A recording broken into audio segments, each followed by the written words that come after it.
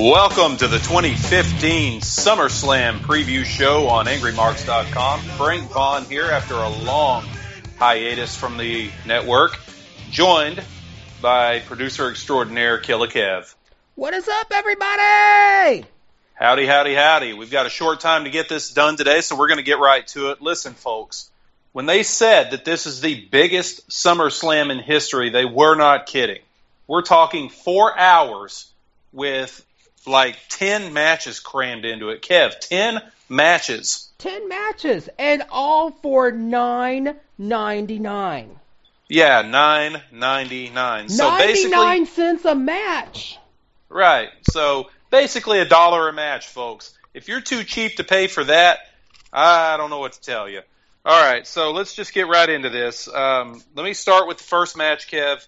It's the tag team fatal four-way tag team championship match. Listen, this is one of two different tag team matches tonight that features more than two tag teams. We did this back at Elimination Chamber where they had an Elimination Chamber. Was it 5 tag teams? Yeah. In an Elimination Chamber? Now we've got a fatal four-way for the tag team titles. Later on in the night, we're going to have a triple threat tag team match with all of the divas in this so-called Divas Revolution that I'm going to pick that apart in a few minutes. But starting with this one, it's a fatal four-way WWE tag team match. We've got the New Day, we have the Primetime Players, we have the Lucha Dragons, and, of course, we have the Matadors, or Los Matadores. So, I mean, right away, I guess we can go ahead and say that the Lucha Dragons and Los Matadores have no chance of winning these titles, right? I don't know. Los Matadores, yeah, there's no chance. But Lucha Dragons, I mean, let's be honest here. New Day had their time under the sun. Primetime Players have had the belts for, a couple of cups of coffee now. They didn't bring up Lucha Dragons for nothing from NXT. So, I don't know if I'm calling it tonight. I don't think I am calling it tonight. But I think their time for a WWE Tag Team title run is coming soon. I think it's coming soon. I don't think it's there yet. Now, let me say this. I hope you're right about what you just said, that they didn't bring up the Lucha Dragons for nothing, okay? Because it's clear to me at this point they did bring up the Ascension for nothing. Yeah. That is so damn unfair. It is, but that's where we're at. So who's to say they didn't bring up the Lucha Dragons for nothing? Well, I hope they don't make the same damn mistake twice.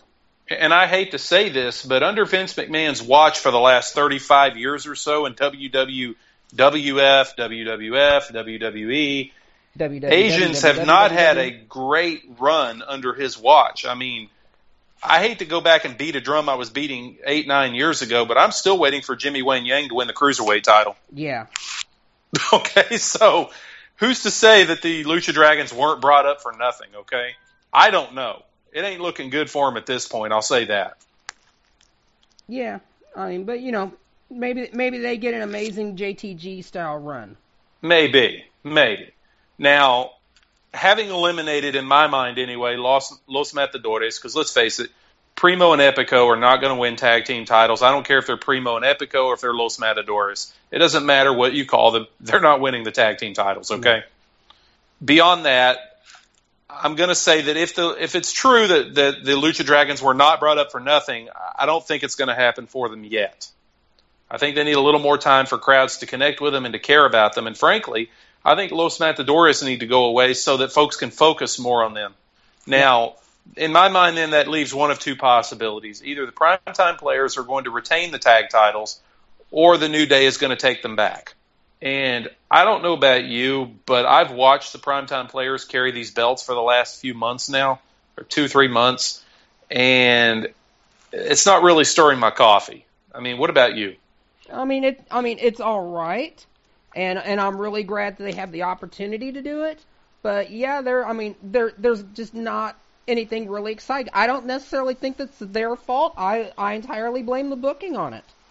But but really the whole division for the last couple of months has just revolved around these 4 teams, and that's it. Well, and in all fairness, that's because the Usos, I think it's Jey Uso is out with an injury right now. So I guess I get that. I but at the same time, if he weren't out injured, then it would just be the Uso show, right? Yeah, or it would be instead of Lucha Dragons, it would be these three teams plus Usos. Right. Now, I'm just going to back up a little bit on this tag team division, and I'm going to tell you where I think it really broke down.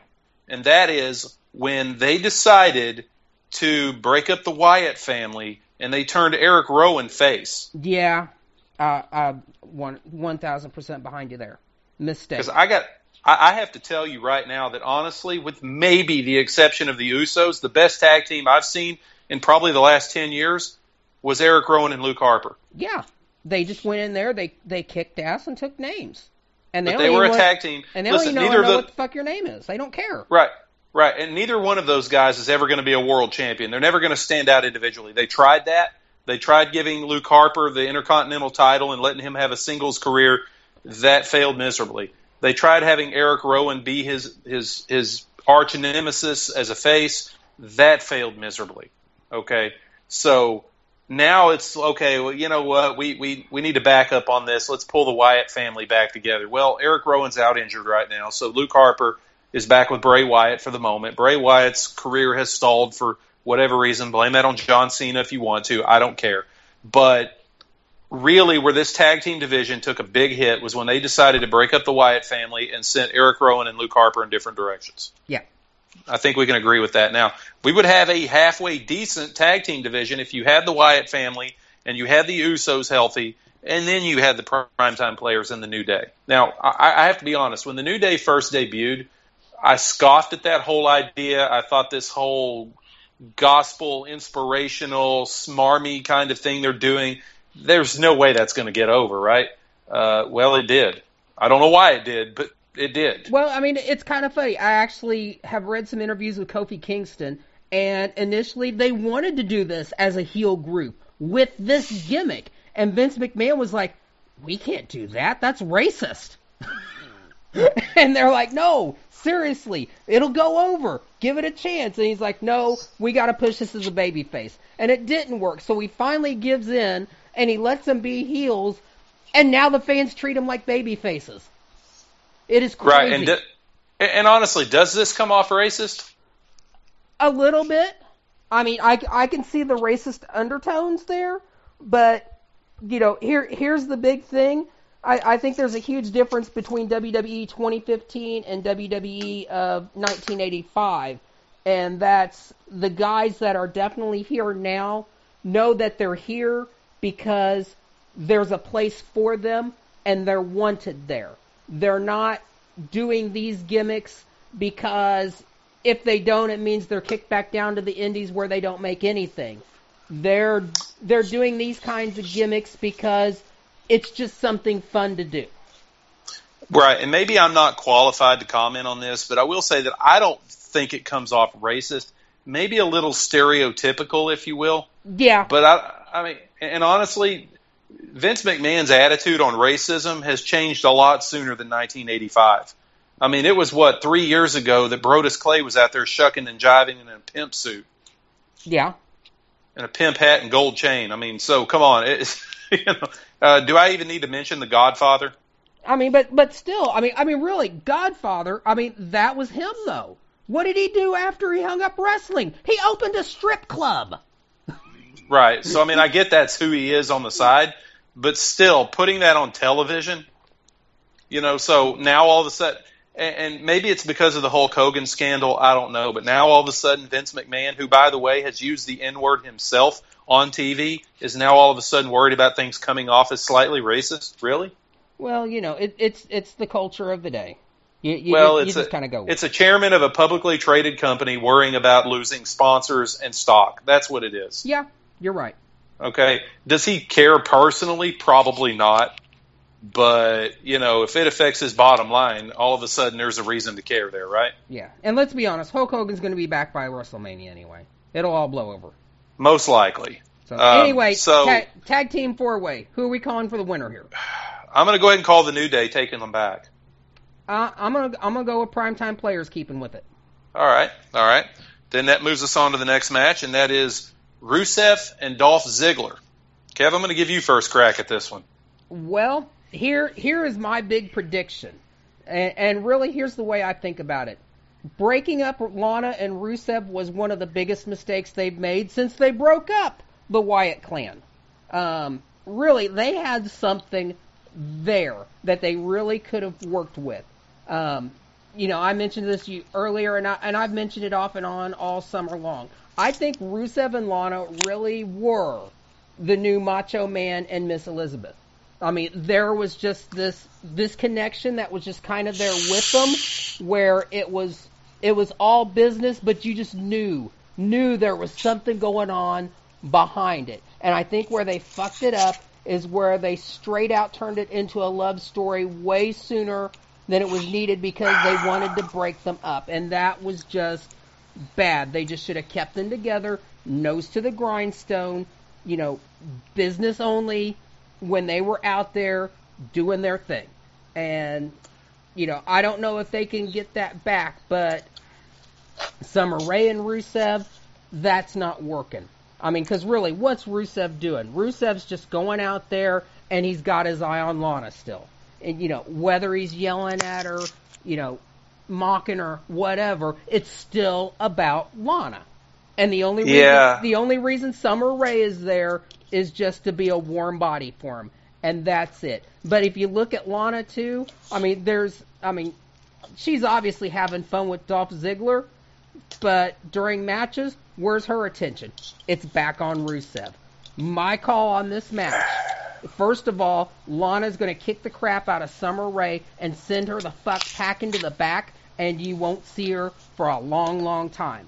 Then the next thing that's going to happen, Ziggler thinks he's going to have this match in the can now that Summer Rae is out of the way. Wrong. Lana is going to screw him over 10 ways till Sunday. Rusev picks up the win, and it's Rusev and Lana back on again. Wow. You covered a lot there, so let me see if I can take this from the top.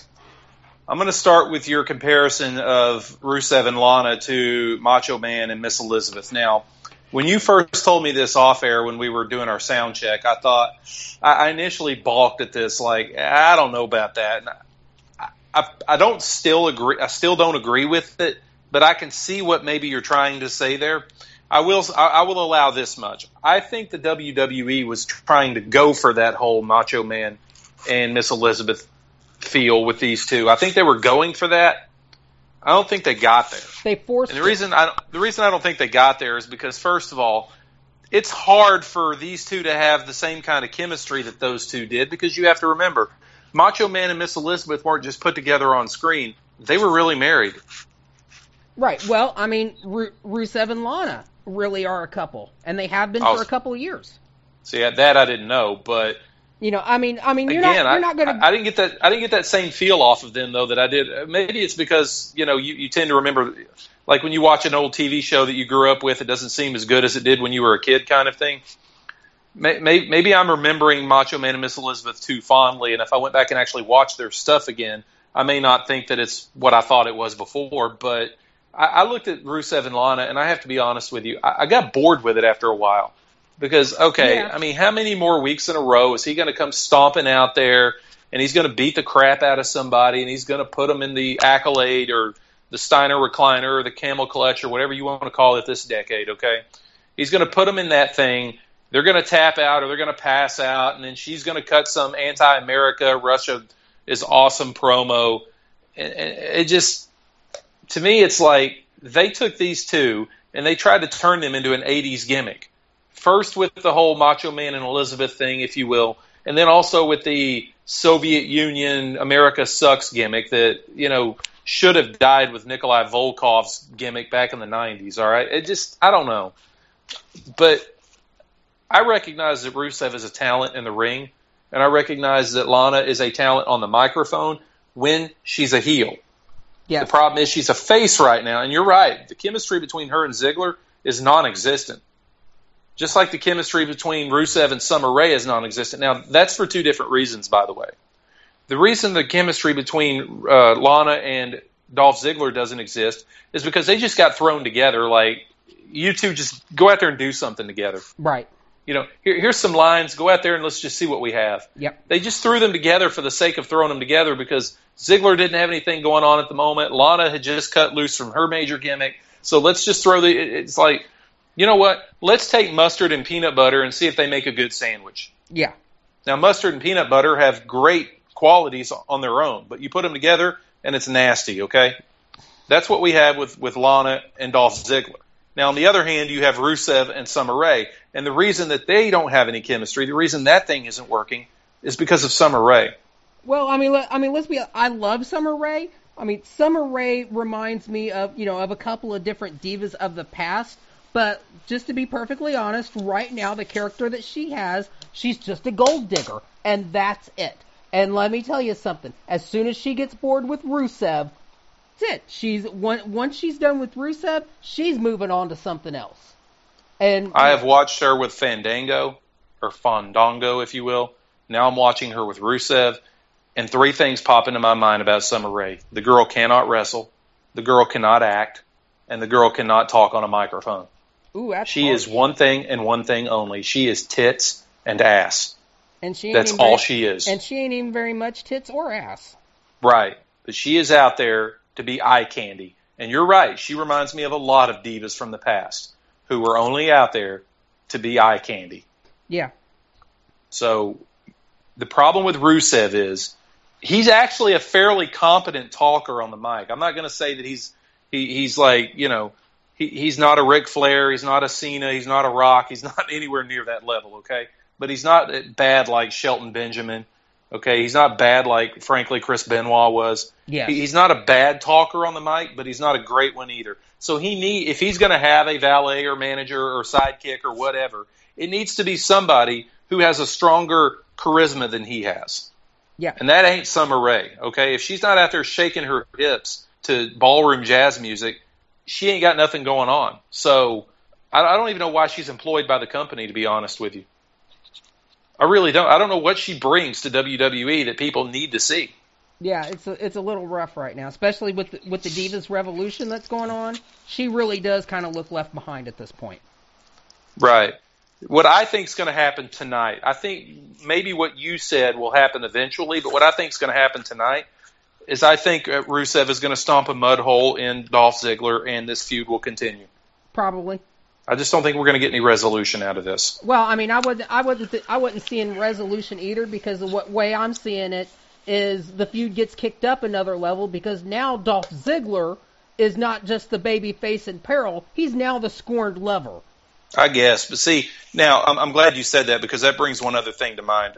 I want to wind you back. When you and I used to do the Tuesday night Angry Marks podcast, several years ago I made a comment about Dolph Ziggler that I think still holds true to this day, and that is that Vince McMahon does not trust Dolph Ziggler to get over by himself.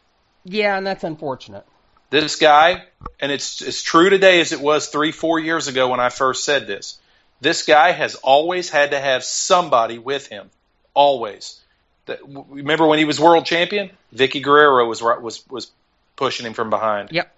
I mean, he always has to have somebody with him. And now he's got Lana. Now they're trying to make Lana out to be the female Paul Heyman. She's the one that can get anybody over. She's got the outstanding mic skills and all yada yada, and that's true. But not even Paul Heyman can get anybody over.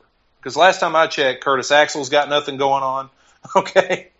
Cesaro's kind of floundering right now. I mean, okay, so he's got a match tonight against, who is Cesaro fighting again? I forgot. Kevin Owens.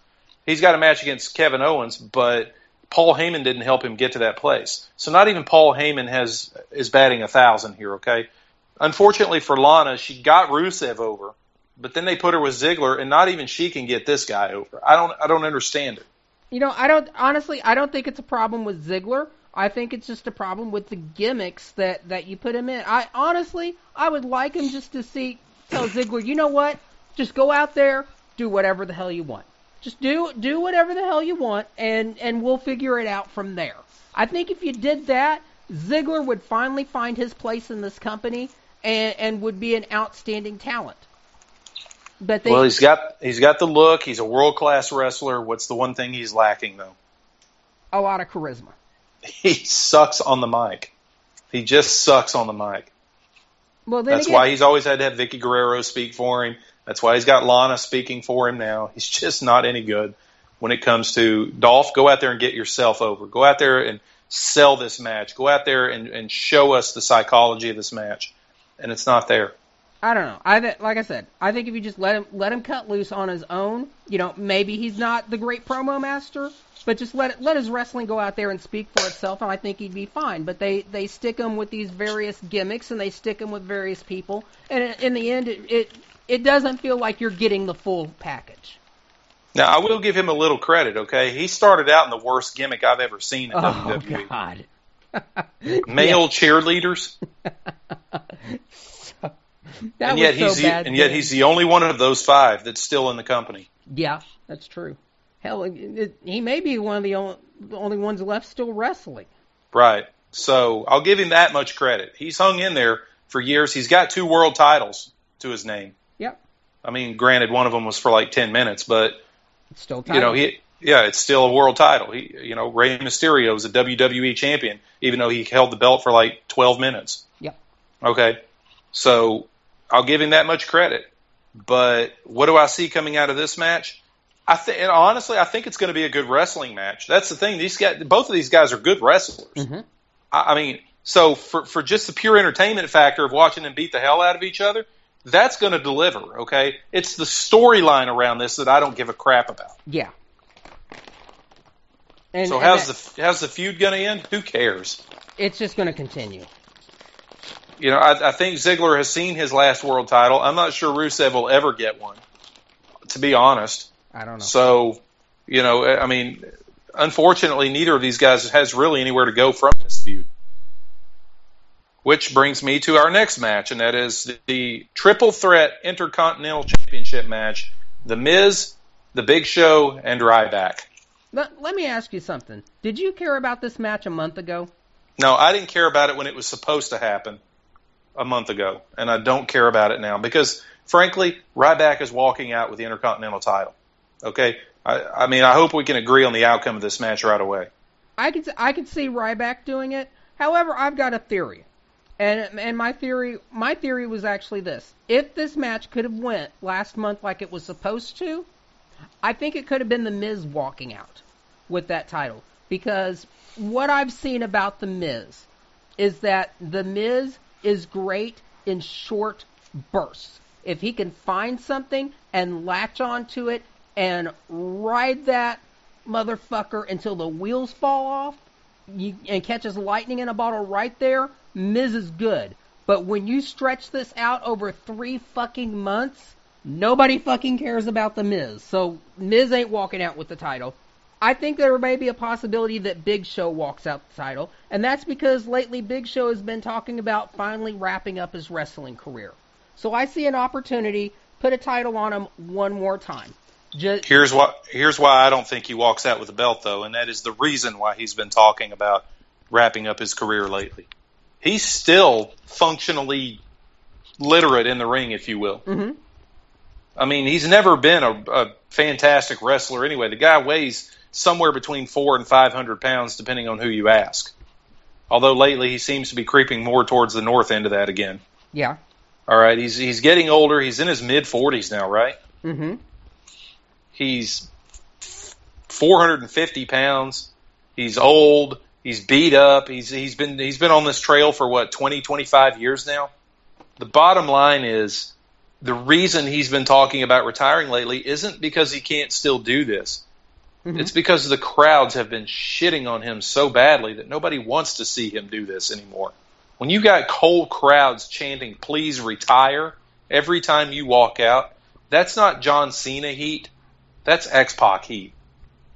You know what? I don't think it's necessarily X-Pac heat. I think they're just trolling him.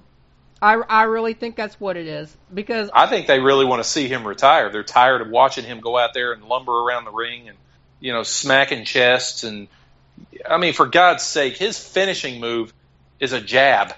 Yeah. But, I mean, seriously, though, you put a title on him and you tell the fans that, it's a retirement tour, they will get right behind him and they will fucking kiss his ass all day. They will chant his name every day, all night, until the day he retires. They would seriously get behind that. But then here's my other problem with your prediction, and that is that, okay, so let's say he's getting ready to retire. We're going to send him out with an Intercontinental belt. Why not?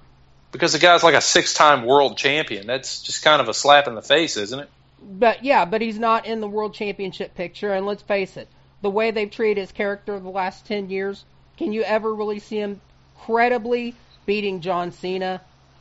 No. Can you see him? No. There's just no credibility in a title run, and there's no space for him up there either. But see but you just walked right into my point, and my point is that I don't think that he should be in a title at all. And unless he's going to stick around and be the guy that puts other people over eventually, he's the guy that puts people through their paces to see if they can crack it at the next level, okay? Unless he's going to be there for a while to build other people's careers, I don't think he needs a belt at all. If anything, what I would start doing is I would put him on the Undertaker plan. Have him come in and be a special attraction. Yeah, I could see that. Have him only show up once every 3, 4, 5 months. Have him show up at the big 4 pay-per-views like you and I do now. I mean, something like that. Mm-hmm. But having him there week after week after week, this guy's 46, 47 years old.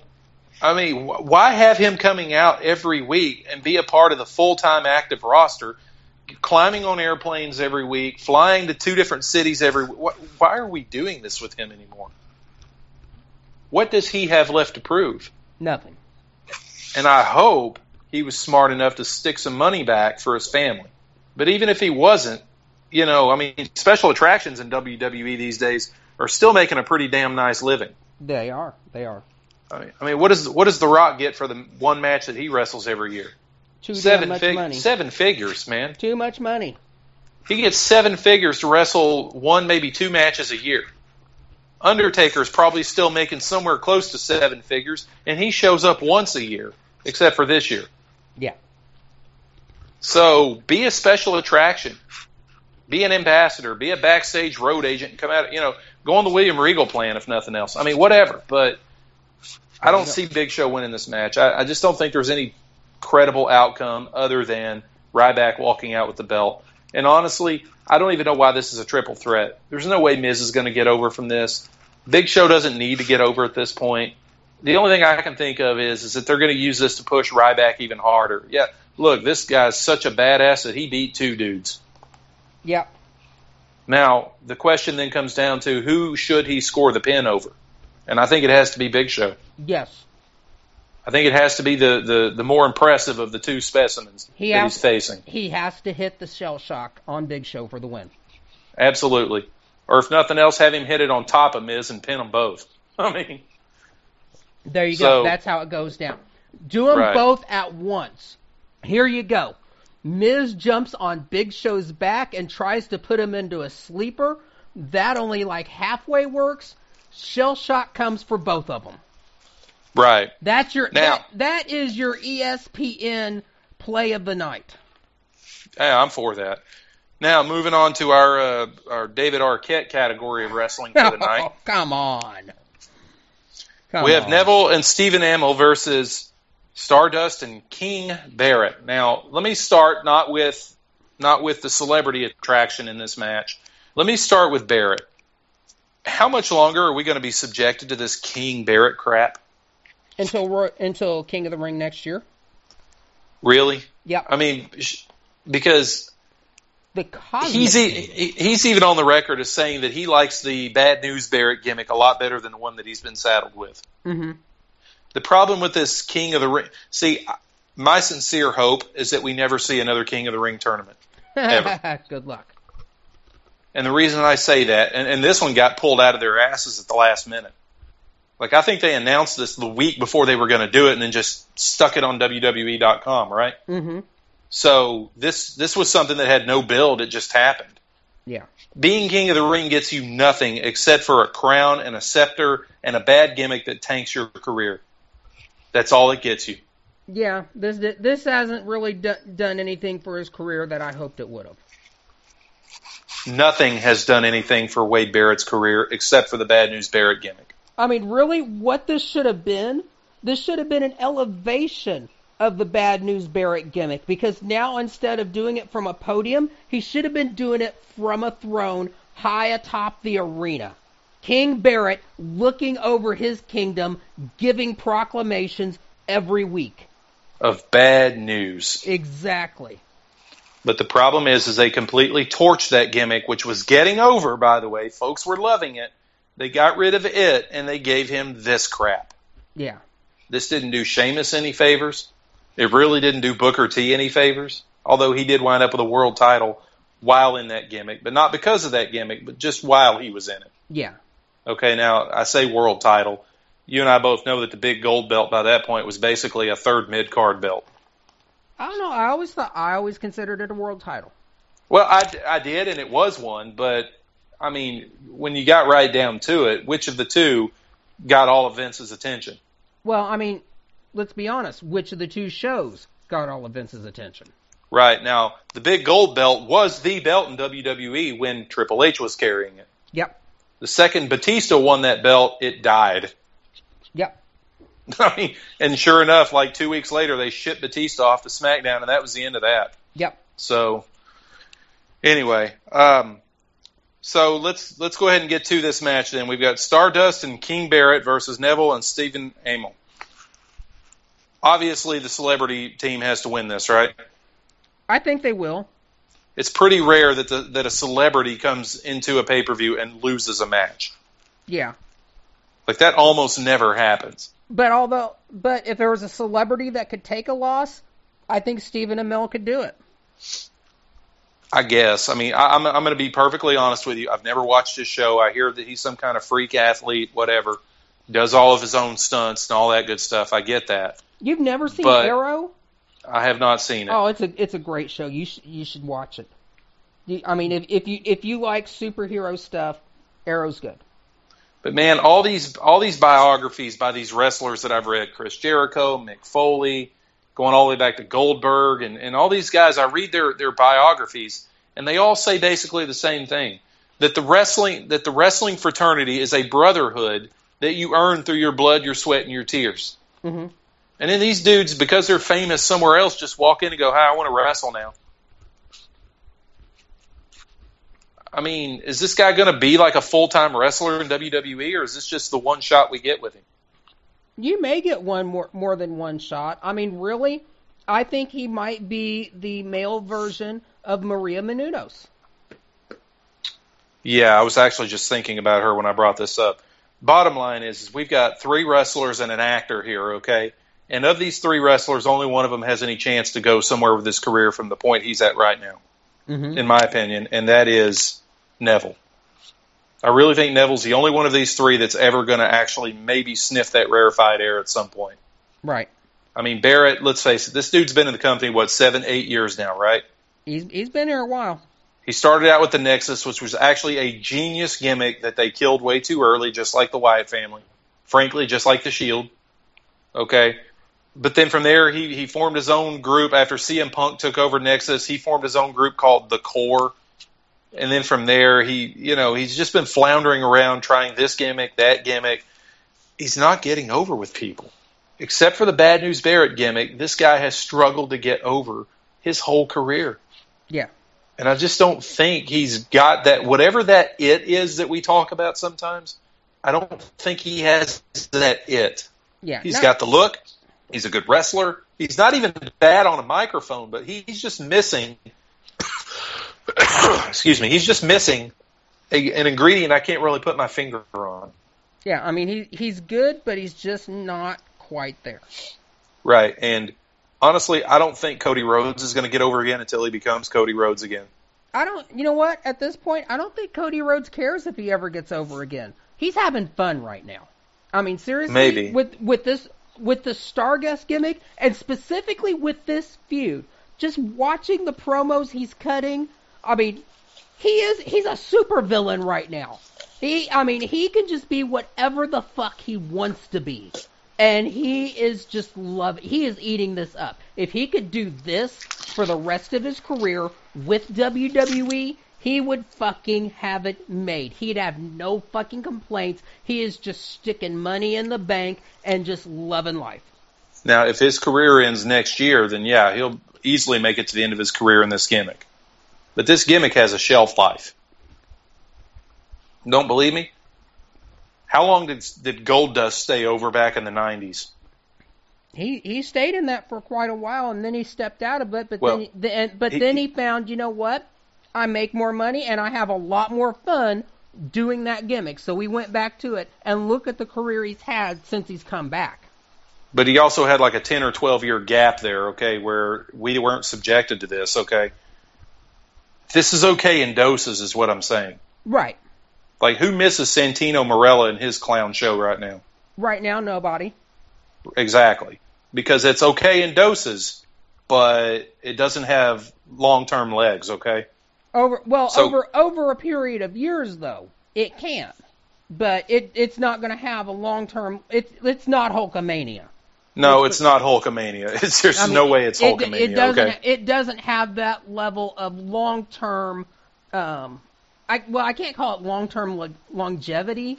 It just can't be sustained for indefinite periods of time. There has to be a point where it has to have a break. But then there has to be enough time to where you miss it and you want it back.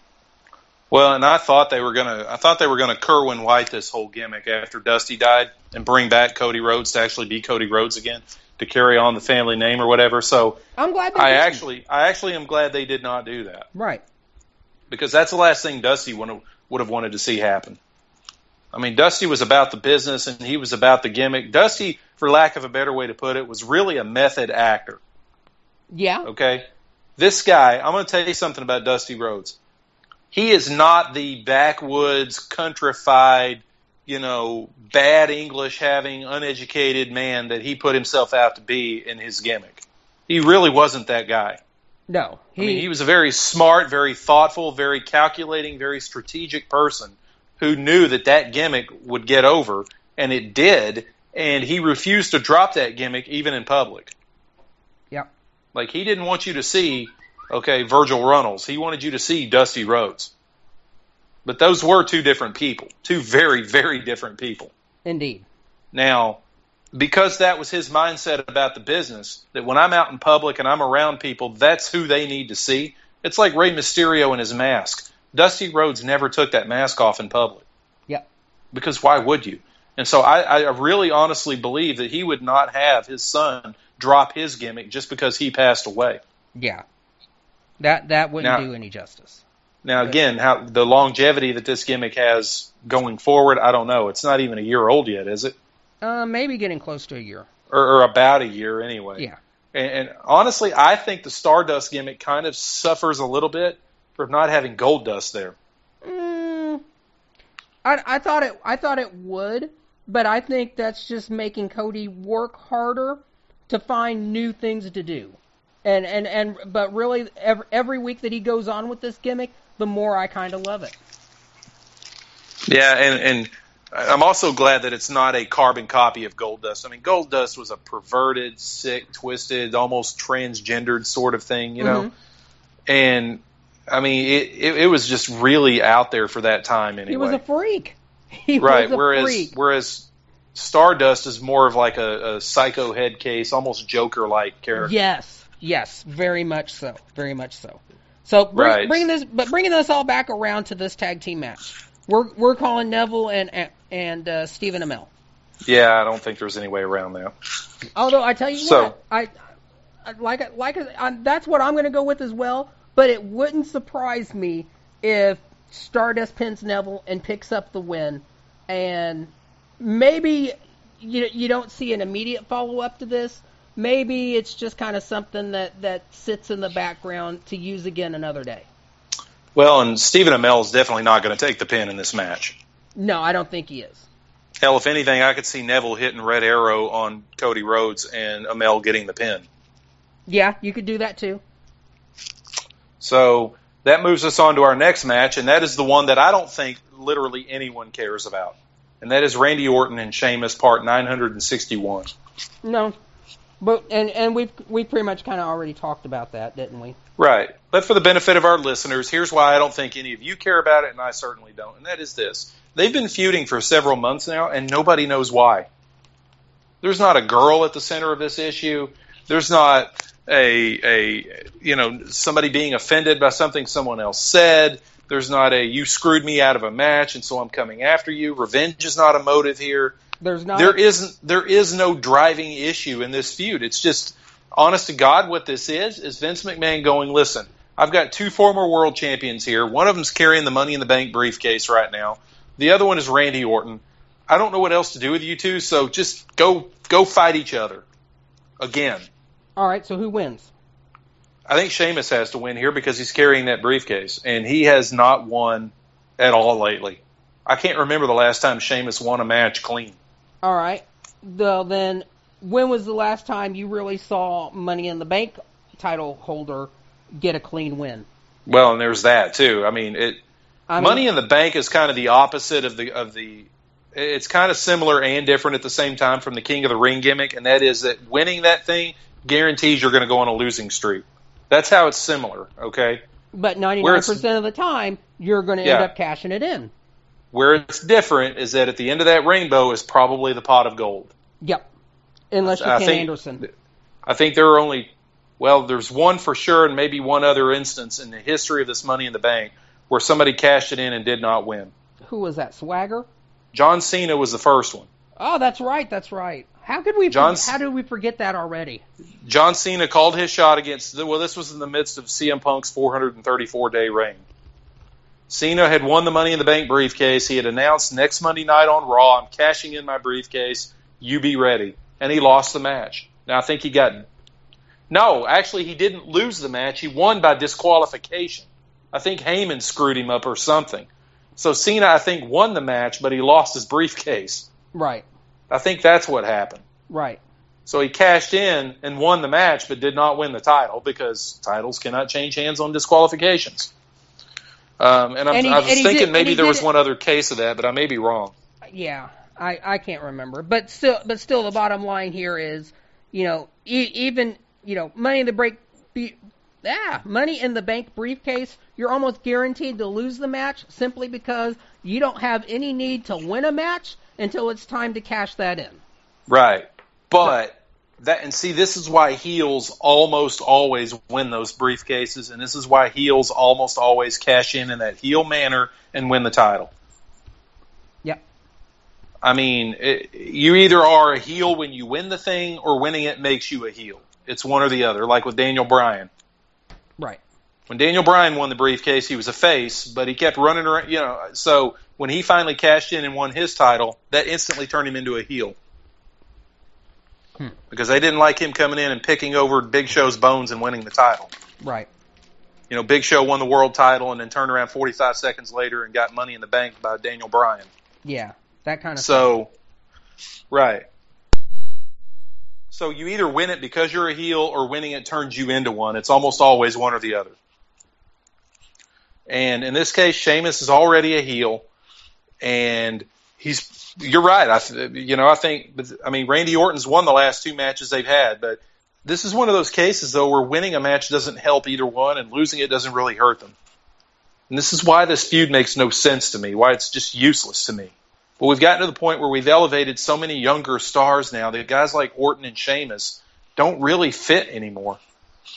Look at the top of this card that we have tonight. You've got Kevin Owens and Cesaro. You've got Cena going against Seth Rollins. You've got Roman Reigns and Dean Ambrose going against Bray Wyatt and Luke Harper. You've got all that going on at the top of the card, and down here toward the middle of the card, you have Sheamus and Randy Orton. What do you do with the 2 old bulls? I guess you throw them against each other and just whatever. I never thought I would say this, but here we have a match with a 12-time former world champion, and I guess Sheamus is a 3 or 4-time former world champion, right? And this is the piss break match. Yeah. Let that sink in for a minute, ladies and gentlemen. Randy Orton and Sheamus, who currently carries the Money in the Bank briefcase, is the piss break match tonight. Yep, there you go. Moving on. Kevin Owens and Cesaro. This is going to be a fun match to watch. But now this is the first match that I've mentioned on this card yet that actually has some intrigue to it, that actually has a reason. These 2 guys have a reason they're fighting each other.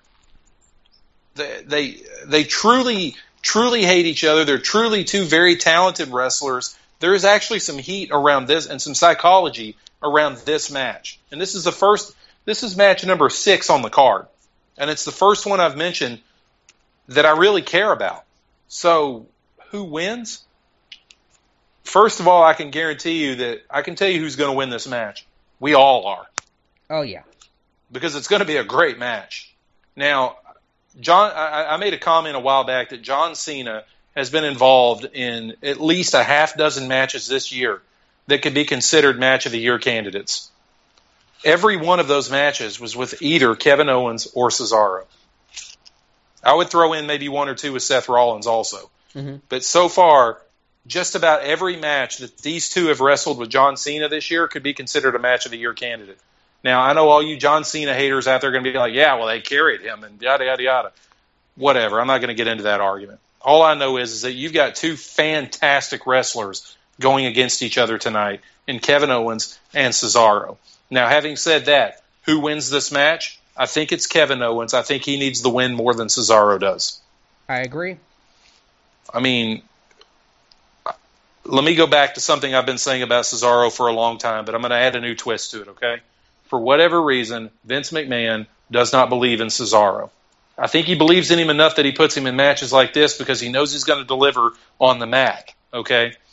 But I don't see Cesaro climbing much past where he is now.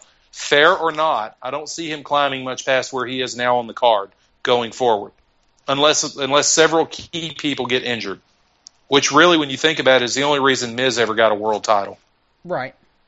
That's the only way I can see Cesaro climbing to the very top of the ladder, as if it's out of sheer necessity in Vince McMahon's mind. Should he? I think at this point that he should. I think he should be given a shot. I just don't think he's going to. Kevin Owens, however, seems well on his way to being a made man. Now, people say, well, he lost 2 out of 3 matches to Cena, so now he's buried forever. I don't think that's true. I really don't. Right. I think now losing to Cena in a feud is a lot like winning your first world title and then dropping it 2 months later. And that is, we're going to give it to you for a few months, then we're going to take it off of you and see how you handle being pushed back down. I think Kevin Owens has been in the business long enough to know that he can't just walk into WWE and win the world title right off the bat. Chris Jericho said it best in one of his books, and in fact all of his books, and that is this: I don't care where you've been or what you've done, when you walk into WWE, you're starting all over again. You can win world titles elsewhere, but when you come here, you're brand new. And you have to work your way up into Vince's good graces. And Kevin Owens is a good enough wrestler that he will eventually do that. And he's got enough charisma, and he's a natural heel. If they ever turn Kevin Owens face, I think they'll kill his career. Yeah, they will. Really, look at what happened in Ring of Honor. They did turn him face, and the fans kind of were there behind him, but it wasn't the same guy. It just was not the same guy. It was not the same level of respect out of the fans, so they had to turn him back heel. WWE, take your lesson from that and never, ever turn Kevin Owens face. Ever. Right. Ever. And that's something they should have learned from Edge. They should have never turned Edge face. Some guys are just born to be what they are, and you don't need to screw with that, okay? Well, face at the end of his career, especially the way it ended, that was fine. Yeah, you give him a face send-off, but they back in 2007, 2008, they made a calculated decision, and Chris Jericho talks about this in his newest book. They made a calculated decision to turn Edge face, and they did it at the expense of Chris Jericho. It put them in a feud against each other. It was after Edge blew out his Achilles tendon when they were tag team champions together. And so Vince McMahon decided to have Chris Jericho talk bad about him the whole time he was out recovering from that injury, so that when Edge came back, he could be face and they could feud with each other. Yep. The problem with that is Edge was just a bad face. Yeah. It's like when you try to turn Randy Orton full face, it's just cheesy. It's ridiculous. When he's up running around waving to the crowd to applaud, to cheer more, and it's just horrible. Sheamus is not a great face. Some people just, if it ain't broke, don't fix it, right? Right. Do not fix Kevin Owens. He doesn't need it. Poor Cesaro, though. I don't know where he goes from here. I want good things for him. I just don't think they're going to happen. Yeah. So yeah, I guess Randy Orton gets the win here. You mean Kevin Owens? I'm sorry. Yeah, I'm still stuck on the last match. I think Kevin Owens gets the win here because I think he needs it more and I think he can use it more. Yeah, I'll agree. Now where Kevin Owens goes from here, I have no idea. They should have put the U.S. title on him. I think that may be coming. Maybe, but that would necessitate him going back to John Cena again, probably, depending on how it turns out tonight. Well, that's okay. Somebody needs to get that title off of John Cena eventually. Right. So we can discuss that when we get to it, but he ain't gonna be carrying two titles for long. No, and neither would Seth Rollins if he won the match tonight either. It just one guy does not need two different championships. Yeah. I never liked it when they put the tag team titles on a world champion. I never liked that. Yeah, that was. What is the point of that crap? And they've done that a lot. They did it with Cena. They did it with Jericho. They did it with Batista. It's just ridiculous. Right. They did it with Undertaker once, if I'm not mistaken.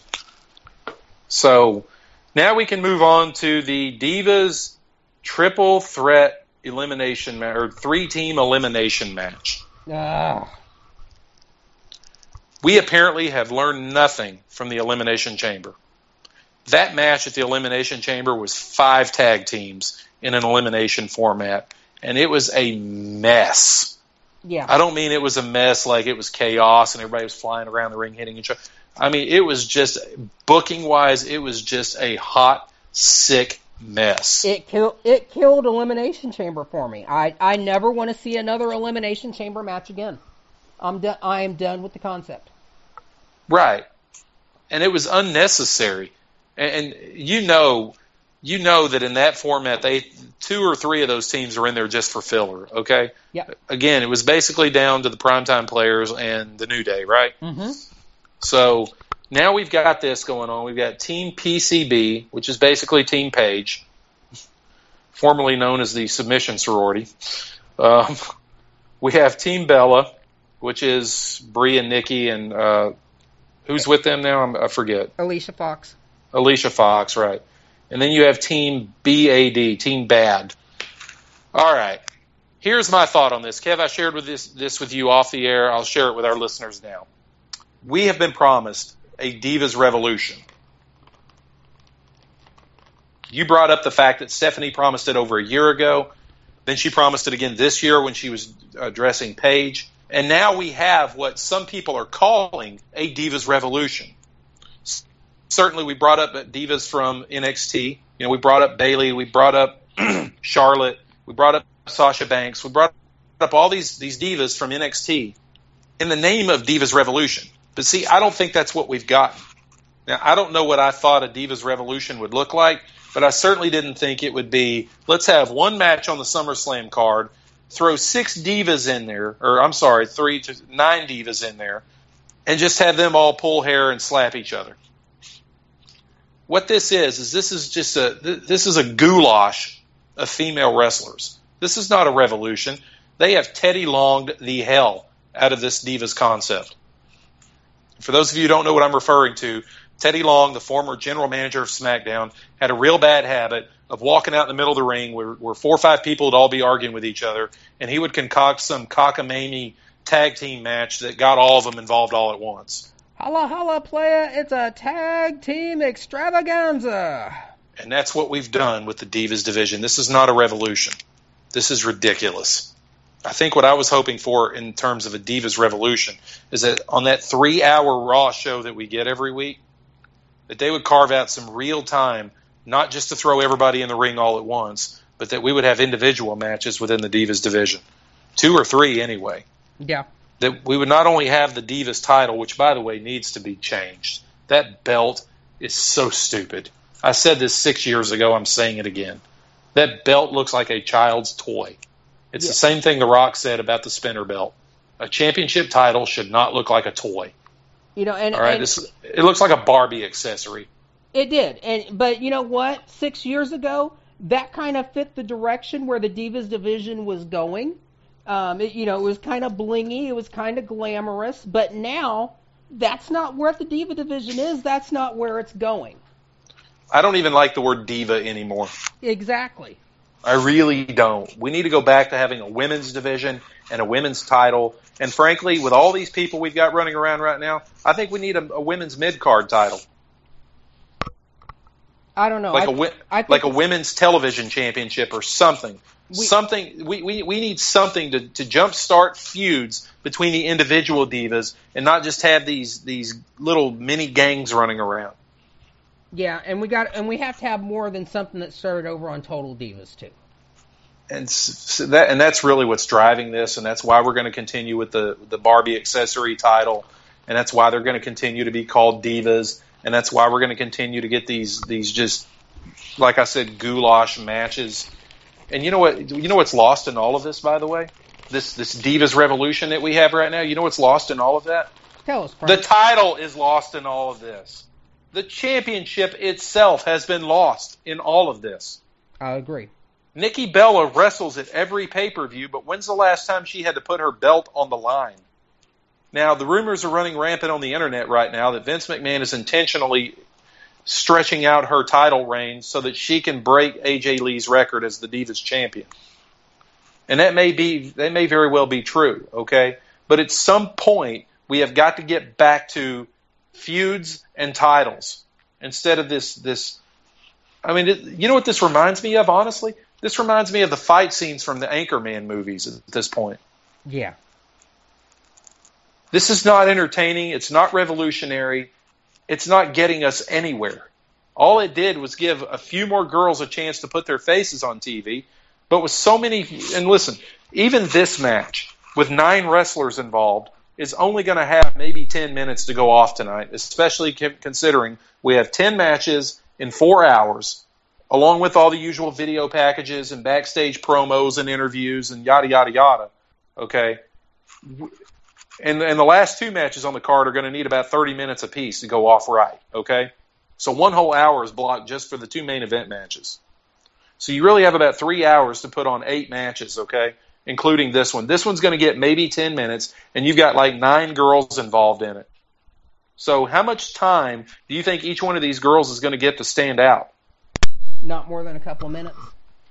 About the same ratio as what we're paying for each match for our $9.99. Each girl's going to get maybe a minute, but you know the girls that matter are going to get more time than the girls that don't. Right.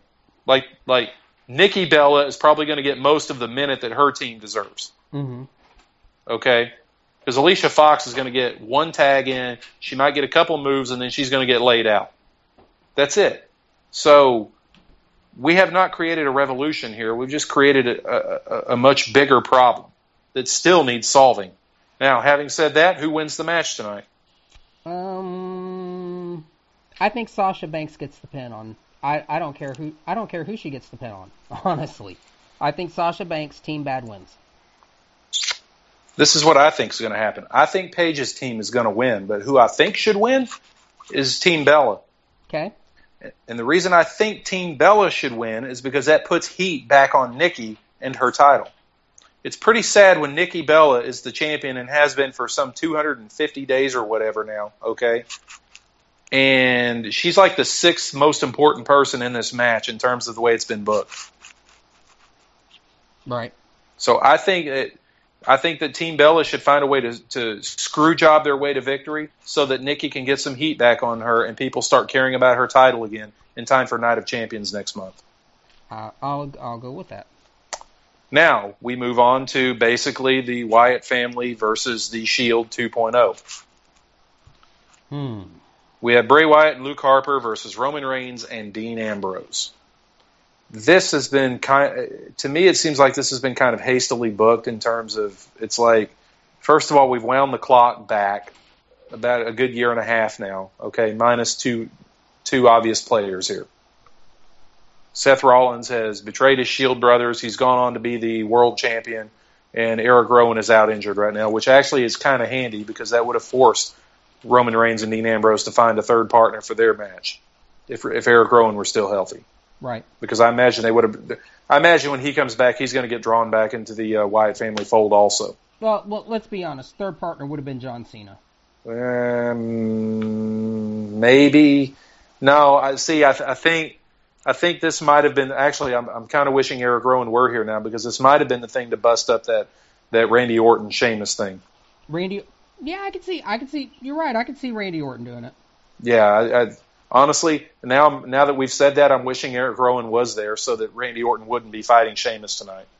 But, you know what? It is what it is. You know what? I actually did see a meme last night that had a picture of Reigns and Ambrose along with Randy Orton and Cesaro asking who wishes this was the new Four Horsemen. That actually would not be a bad idea. There is a possibility. There is a potential in that, I think. Orton obviously would be the leader of the group. I could be down with that. But here's the problem, though. That would that smack of Four Horsemen, or would that smack of Legacy? Oh, definitely more Four Horsemen, because I mean, if you think about it, Randy Orton, clearly the leader of the group. Reigns and Ambrose, there's your brain busters right there. Roman Reigns is your enforcer, and then that leaves. I could see that, and that leaves Cesaro out as your wild fourth man. Yeah, I could see that. But right now, what we have is this match, and who needs the win more is really the question here as well. I mean, it seems to be the theme for the night. You know, it's like when we're trying to figure out who's going to win a match, who needs it more? Do Roman Reigns and Dean Ambrose need it more, or do Bray Wyatt and Luke Harper need it more? Now, I don't think either side needs a win, but I think things play out a little bit better if it's Wyatt and Harper. Yeah, having said that, I've just got this sneaking suspicion that Reigns and Ambrose are going to win. Well, I'm not sure what the end game with Vince is for Roman Reigns at this point. It looked like he was going to push him to the world title. He's cooled way off on doing that to where Reigns isn't even in the picture anymore at all. Like, not even in, you know, we thought he was going to win the Royal Rumble. He didn't. We thought he was going to win, or I'm sorry, he did win the Royal Rumble, but, you know, he got screw jobbed out of the title at WrestleMania.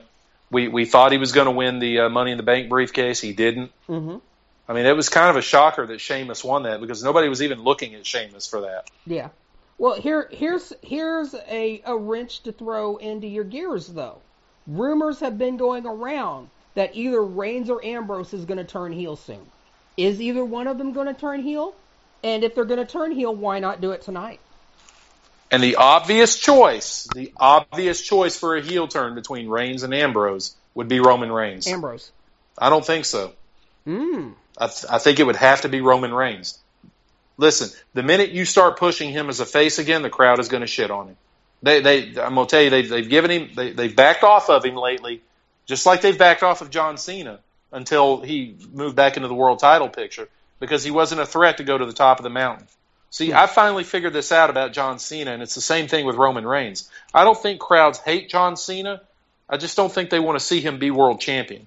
John Cena has enjoyed some of the best crowd reactions of his career lately. Some of it's because he's wrestled some of the best matches of his career lately, but a lot of it's also been because he's been firmly anchored in the mid-card, way away from the top.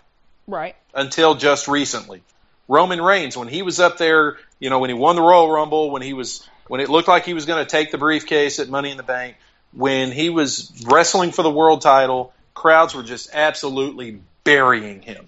But since he has left that whole scene and he's been wrestling with Dean Ambrose, and they've been a tag team, and they've been Shield 2.0, if you want to call it that, and they've been down there in the mid-card, you know, settling old scores, if you will. Crowds have left Roman Reigns alone. The minute you push him as a face again back to the top of the card, it starts all over. And I think Vince has figured that out. But if you push him as an uber heel, you might have something there. Dean Ambrose, on the other hand, Dean Ambrose is one of those rare guys. He really does remind me a lot of Stone Cold Steve Austin in one regard. And that is, no matter what he does, the crowds are going to love him. If he turns around and bashes Roman Reigns over the head with a chair tonight, he will get a pop.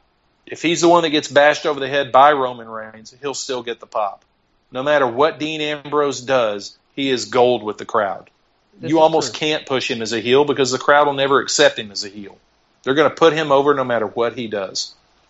So if you really want a shocker tonight, make Roman Reigns do the turn. Maybe you can do the old, they accidentally bump into each other, misunderstanding ensues, and then they go to throwing blows at each other. Or you can do the whole, he's been calculating this for months now to turn on his friend because he's sick of the crowd shitting on him. Whatever you want to do. I think if there's going to be a turn, make it Roman Reigns. So Wyatt and Harper wins, Reigns turns on Ambrose? Either that or Reigns and Ambrose win tonight, and Wyatt and Bray Wyatt just suffers yet another defeat. Okay. I mean, at this point, Vince doesn't seem real concerned with giving Bray Wyatt any wins, ever. So,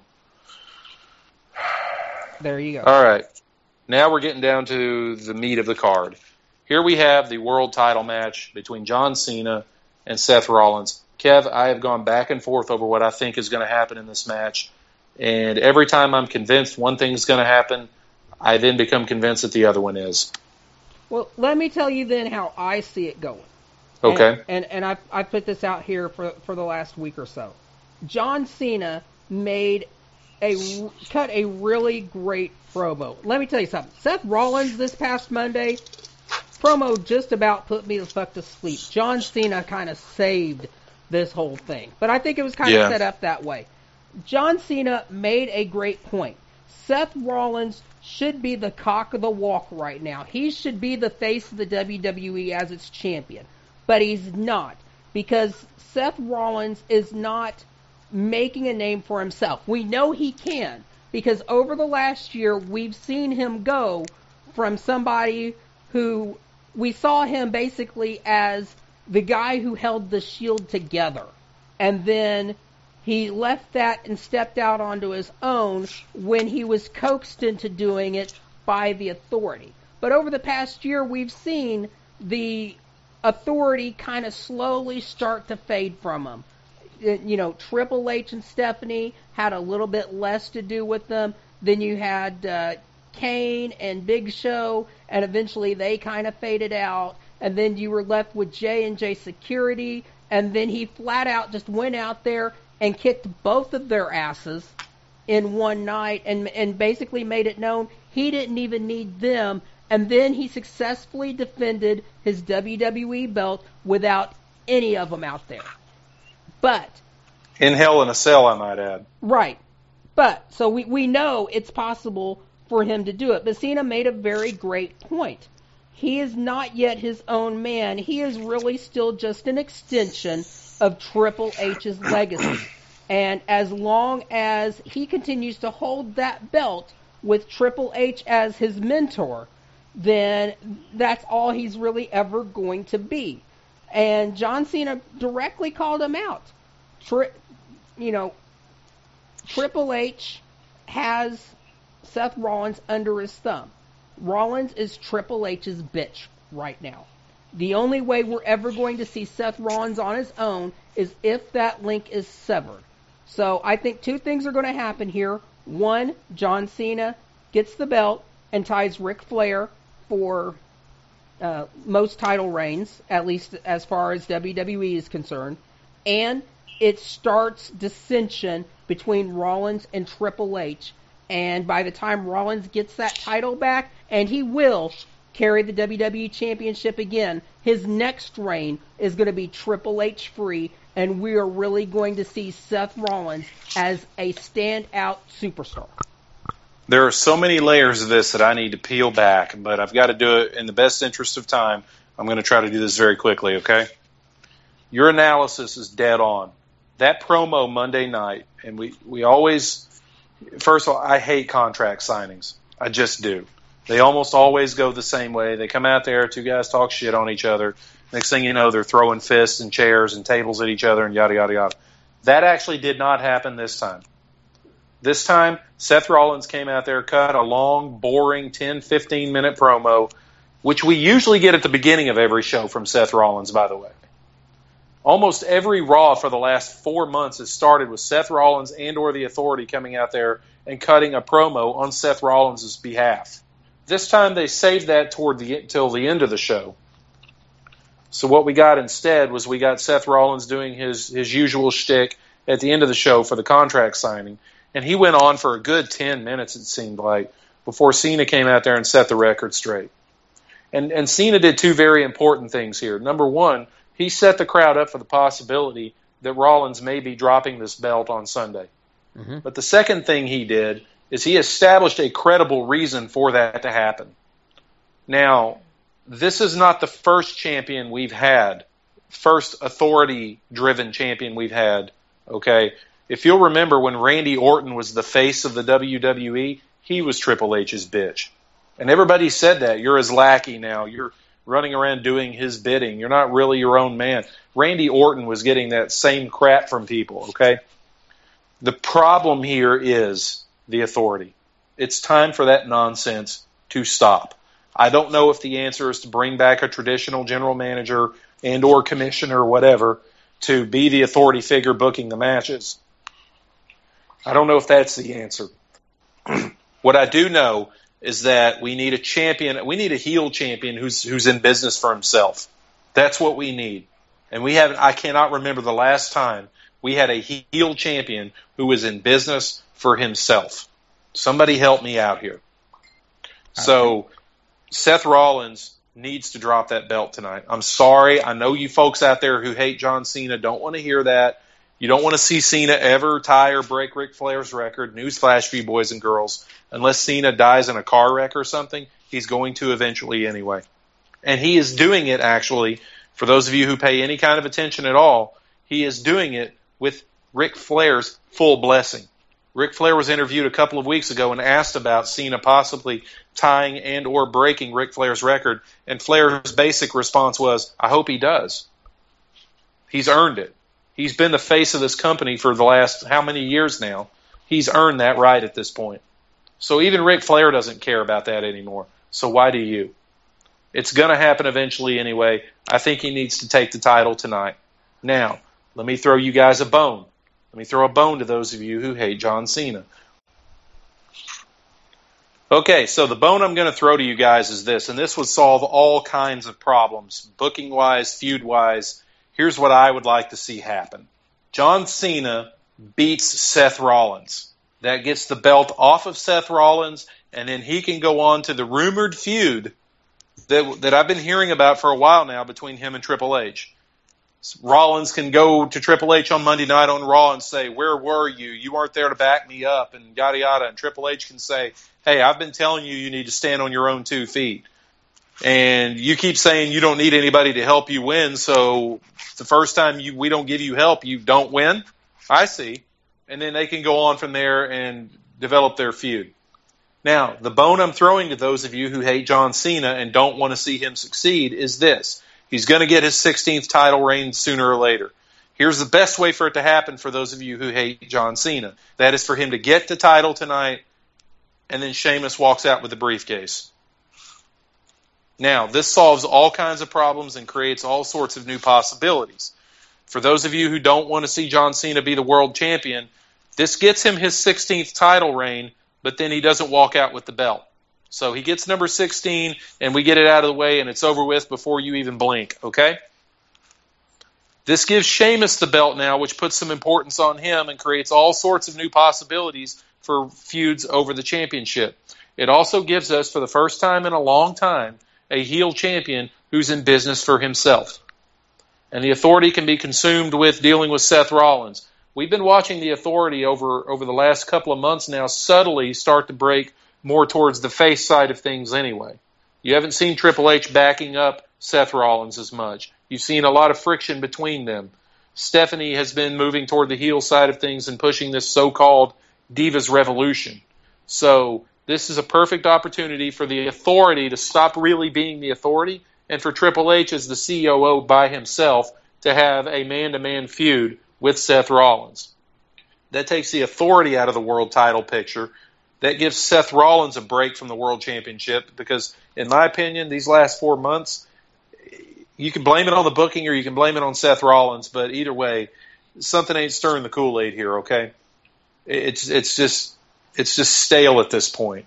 So let's get Seth Rollins out of that belt and let him go do some other things for a little while. Let's get the Authority out of the world title picture. Cena gets his 16th title, but then immediately turns around and drops it to Sheamus. And now Sheamus can be the first heel champion in years who's in business for himself, and we can roll forward from there.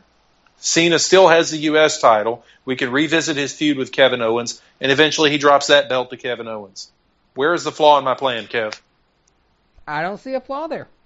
I can go down with that. Now, that's what I would like to see happen. What I think is going to happen, like I said, I've been going back and forth on this. What I think is going to happen is I think Cena's going to walk out with the world title tonight. I just do. It's been over a year since he's held a world championship. I just think that's what's going to happen. You? I can go with it. All right. Either way, I don't think Rollins leaves with the belt tonight. I don't see how that happens at this point. No. Now, that moves us on to the main event. Now, before we get to that, let me say this about the Cena-Rollins match. What I don't want to see happen is some kind of screw job finish where each guy leaves with his belt and nothing gets solved. That's what I don't want to see happen. Okay. Because I think that's going to happen in the next match. Now we have The Undertaker and Brock Lesnar. I don't know whether to be chagrined that this match is even happening right now or be happy that we actually get Undertaker for something other than just WrestleMania. But here's the thing. He is not The Undertaker anymore. Okay? The man is a shell of his former self. He just is. Right. He's 50 years old. He's got countless concussions to his name. He's had a hip replacement done. He is a Frankenstein version of his former self at this point. And he has not looked good at his last two WrestleManias.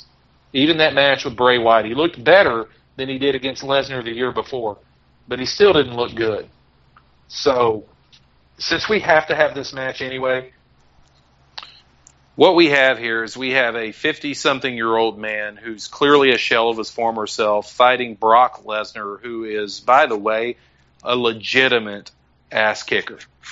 Not in the wrestling kayfabe sense. I'm talking this man really held a world championship in real fighting where you really have to beat somebody up to win that belt. So Brock Lesnar is a legitimate ass kicker. He's a huge guy. He's very powerful. We all get that. And you've got a brittle old man in there with him who we all still want to believe in and we all want to see do well. But the fact is he has not looked good in his last two WrestleManias. And I don't know. I mean, why they didn't save this for next year's WrestleMania is beyond me.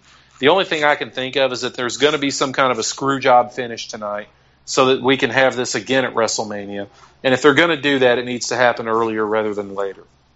And the only way I can think of to make that happen would be for Kane to make a return and cause some kind of a disqualification. That's the only thing I can think of. So who wins this match? I really honestly don't think anybody does. I've seen people say, well, Lesnar's got to win because he's, whatever. Undertaker's got to win to get it back from WrestleMania. But the fact is, all you folks that are dreaming of seeing Undertaker versus Sting at WrestleMania, first of all, please God, no. And I'm serious about that. Ditto. Please God, no. I No. do not want to see Undertaker versus Sting at WrestleMania. I just don't. Listen, the reason Sting and Triple H worked well at WrestleMania this year is because Triple H did most of the work. I mean, let's be honest. Okay? Undertaker can't do most of the work to mask the fact that Sting is 57 years old. Sting cannot do most of the work to mask the fact that Undertaker is 51 years old by that point and broken.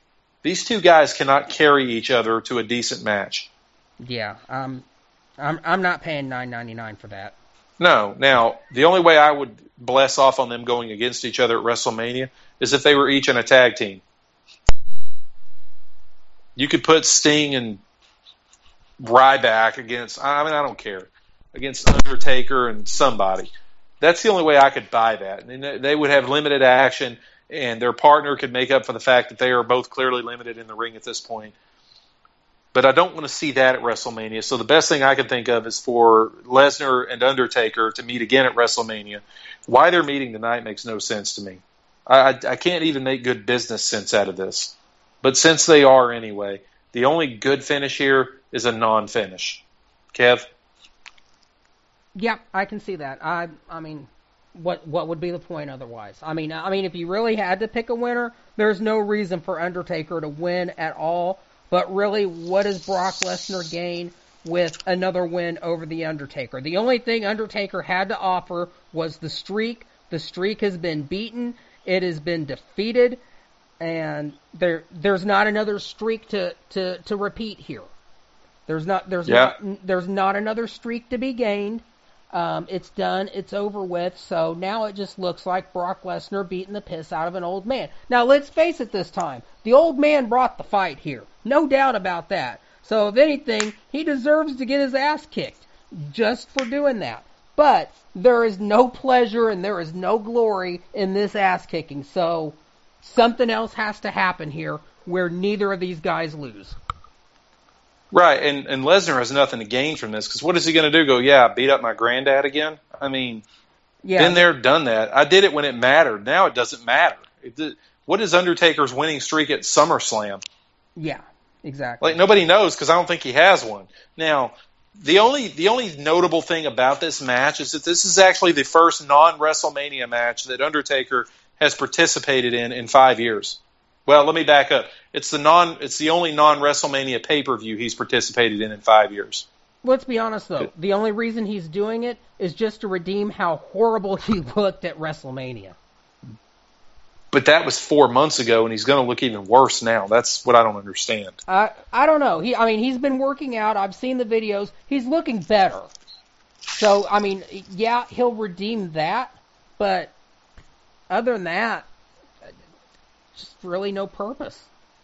This match would have been better if they'd have put some kind of stipulation on it, maybe. What kind of stipulation could have made this better? Make it a submissions-only match. You know, the Hell's Gate versus the Kimura. I mean, I don't know. Like, you could at least even the odds perception-wise by making it a no DQ match. That way Undertaker can use kendo sticks and trash cans and shit to kind of even the score. You know where this is going to eventually lead, though? What, a retirement match? Retirement match, buried alive match. Possibly. Personally, I thought Undertaker should have retired after he lost the streak at WrestleMania.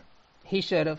To me, that would have been the poetic way to end this. Kind of like when Ric Flair went out on his Shield against Shawn Michaels. Kind of like how Shawn Michaels went out on his Shield against the Undertaker. Mm-hmm. I thought the Undertaker should have passed that torch on to Brock Lesnar and gone out on his Shield. Right. I really did. But for whatever reason, he showed up at WrestleMania this year and beat Bray Wyatt. So now his streak is 1. Okay? And now for some reason he thinks it's a good idea to wrestle at SummerSlam. Is this him trying to see if he can maybe do more than one match a year going forward? I don't know. Although, granted, Ric Flair went till he was nearly 60 and did well into his 50s. Yeah, but he really took care of his body too. Yeah, I mean, Undertaker right. Not so much. Right. So, wow. Ric Flair lived through a plane crash, so That's true. This is very true. Very, very, very funny thought though that you just gave me. Undertaker now claimed that he is the 1 and 1-0. That's funny. Yeah. Congratulations, you are now tied with LT. Right. Exactly. So, yeah, Undertaker's WrestleMania streak is 1. Just put that one in your brains as you watch that tonight. So, Kev, I think we've covered the whole card, and my general feeling about this SummerSlam card is that I don't know. I mean, it doesn't stand out to me like it should. This is the second biggest pay-per-view of the year. There's WrestleMania, then there's SummerSlam, and then there's basically everything else after that. But this doesn't have that, oh my God, big fight feel to it, does it? No, not really. I mean, it has the potential of being a very special night, and in 15 minutes we're definitely going to find that out. Right. But yeah, I think I agree. I mean, it doesn't have that real big feel. It's just going to feel long. So I hope it's a really entertaining card, because if it's not a really entertaining card from top to bottom, those 4 hours are going to drag. Yeah, it almost feels like a 4-hour Raw, doesn't it? I don't know if I'd say a 4-hour Raw. I hope not. Well, I guess Undertaker being there kind of keeps it from that, but... I mean, even with that match not on the card, I really hope it's not a 3 or 4 hour Raw, because I mean that would just suck dick. Yeah, and not in any kind of good way. Well, listen, let me throw in my cheap plug right quick. You can follow me on Twitter at FNVaughn. That's F as in Foxtrot, N as in November, and Vaughn is spelled VAUGHN. At FNVaughn is me on Twitter. So if you listen to this tonight and you want to tell me what an idiot I am, or what an a-hole I am, or if you thought I was brilliant, which personally I think I was, but that's just me, feel free to hook me up on Twitter and tell me all about it. All right, Kev? Just keep listening to all the shows on Angry Marks Podcast Network. We're here almost every day putting out something. If we ain't got a live audio show that we're doing, you've got plenty of pre-recorded shows. We got plenty of recaps, reviews, interviews, anything you could possibly want in the world. And it's all That's right. And it is all free. Yeah, that's the key there is you can go to AngryMarks.com. You can read all the latest breaking news in sports and wrestling and MMA. You can, like Kev said, listen to the podcast. We've got Angry Marks TV. We've got all this stuff going on. And I'm going to tell you right now, the man doesn't get enough recognition for what he does. But, Kev, you are the hardest working man in internet podcastery. Thank you. I appreciate that. All right. Well, folks, that's going to do it for the 2015 SummerSlam pre-show on AngryMarks.com. Thanks for listening. Tune in now with your $9.99 to WWE.com. And let's see whether Kev and I got it right or whether we're a couple of idiots. Anyway, we'll be back for the Survivor Series pre-show in November, so tune in then. Thanks, and good night.